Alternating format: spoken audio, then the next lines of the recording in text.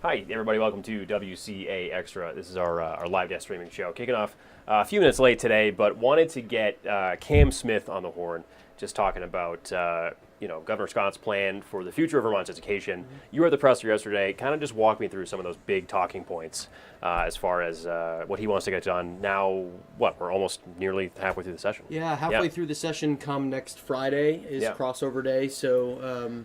Governor Scott, you can certainly tell, is feeling some of the pressure a little bit, really pushing for lawmakers to get moving on a plan for education. He was really doubling down on the plans he's already put out and that we reported on last week, his 176 somewhat page plan. Some of the big things he wants to do is lower classroom sizes.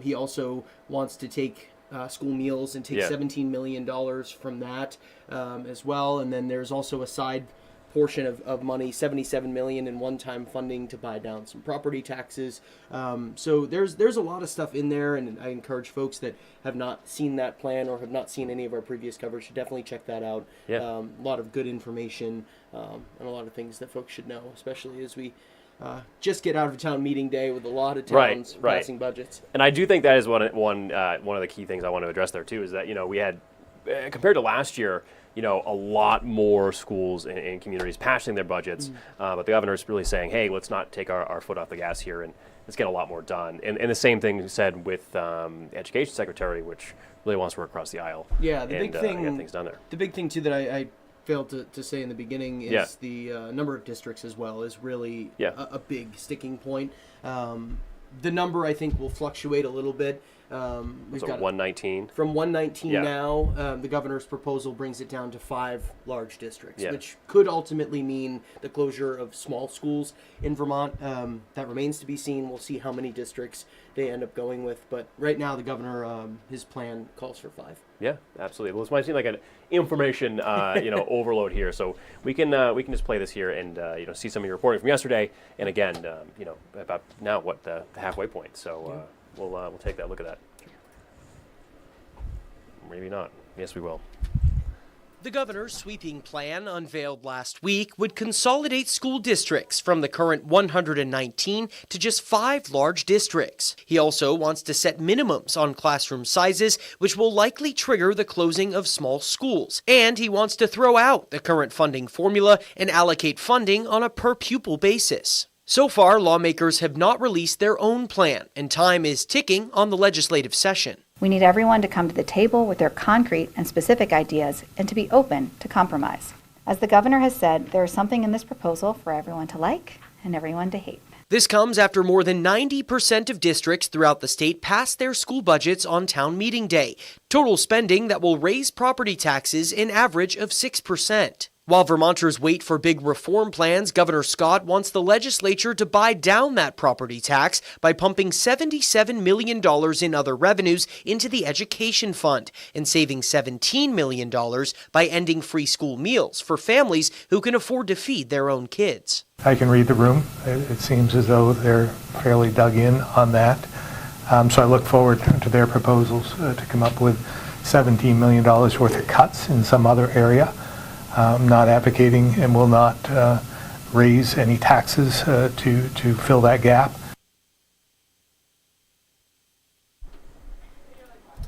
Again, some great reporting there from Cam. And again, just keep track of all of our coverage on the State House. You can go to WCAX.com, especially as, things start winding along this session. But Peter, as far as today goes, I feel like this week, we went through some hills and valleys as far as some of the weather. We had some flood concerns yesterday, and a lot of this week has been some overcast, some warmer weather.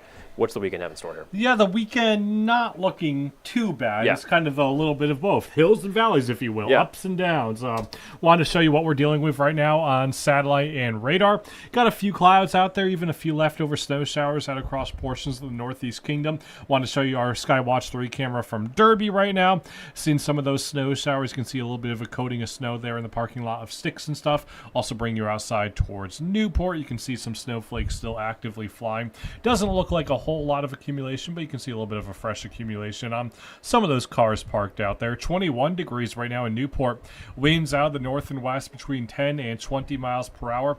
At times gusting upwards of 30, meaning that 21 actually feeling more like 7 degrees above zero.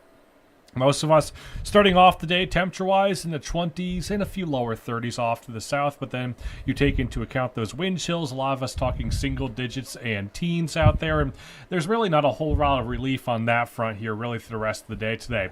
Otherwise, here's how the day shapes up. I think we continue to see a few breaks of sunshine here and there. Also the chance, though, at a few mountain snow showers into the afternoon and evening hours today. Similar situation into the day tomorrow. Again, a lot of us will talk about a good amount of cloud cover.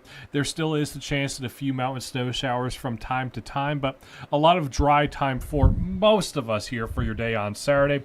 Again, kind of a rinse and repeat situation into the day on Sunday, if you will. I think Sunday we could start off the day with a bit more in terms of sunshine out there, but again, Sunday afternoon, Sunday evening, the chance at a few mountain snow showers again from time to time. Did want to show you this. This is the snowfall accumulation here through the day today, as well as right through the day tomorrow, as well as Sunday. Again, for most of us, it's a trace potentially up to 1, 2, maybe 3 inches in some spots, especially the higher elevations of the Northeast Kingdom. But then notice the higher terrain of the Adirondacks, as well as the higher terrain of the northern spine of the Green Mountains. They could potentially run an additional 3 to 6 plus here as we head through the upcoming weekend. So again, that's spread out over the course of 3 days. Winds, we're also talking about those here. Wind gusts potentially upwards of 35 to 45 miles per hour. Even along the eastern slopes of the Greens, they could potentially see a few gusts upwards of 55 miles per hour. Winds diminish just a bit here through the night tonight, but even still a bit breezy here for the first half of the weekend. A few gusts between 25 and 35 miles per hour. We do have this wind advisory highlighted in the light blue color, that running until this evening for gusts potentially upwards of 45 to 55 miles per hour. Take a look at what those winds do for the wind chill, though, here through the course of the day today. Wind chills really stuck into single digits and teens here through the bulk of the daytime hours today. That's where the wind chills are. We'll see daytime highs climb back into the 30s tonight. We're back into the teens and 20s out there. We'll keep the chance of a few mountain snow showers. Kind of a similar situation into your day on Saturday as well. Chance of a few mountain snow showers. Still kind of a bit breezy at times. Winds out of the north and west between 10 and 20 miles per hour. Daytime highs a bit cooler here for your day tomorrow as well. Most of us going to be generally stuck in the 20s. A few lower 30s still possible in the Champlain Valley as well as off across southern Vermont. Now look at that 7-day forecast. Chance at a few rain and snow showers here into the day on Monday. But notice that warm up heading our way for Tuesday and Wednesday of next week. We get some sunshine back. Temperatures climbing through the 40s, even back towards the lower 50s possible here for the day on Tuesday. It does look out like looking out past the 7-day forecast that even Friday as well as the upcoming weekend next weekend. I shouldn't say next weekend. Not this Saturday and Sunday, but you know, looking 8-9 days out, does look like even a bit warmer. So something that we'll be watching here closely through the next several days. Yeah, real seesaw with the spring temperatures here. Yes, that's kind of normal for spring. You know, the ups and downs and. I just don't like free freezing. You know what I mean? You get the snow melt. That's kind of the annoying part. We see a lot of that snow melt during the day, but then it refreezes at night. So kind of each and every day you got to be on the lookout for black ice. Before you know it, it's going to be mud season, too. Mud season is going to be heading our way pretty soon. Yeah.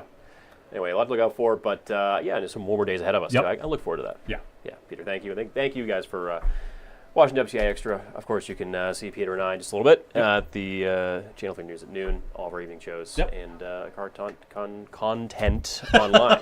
That said, we'll let you guys go.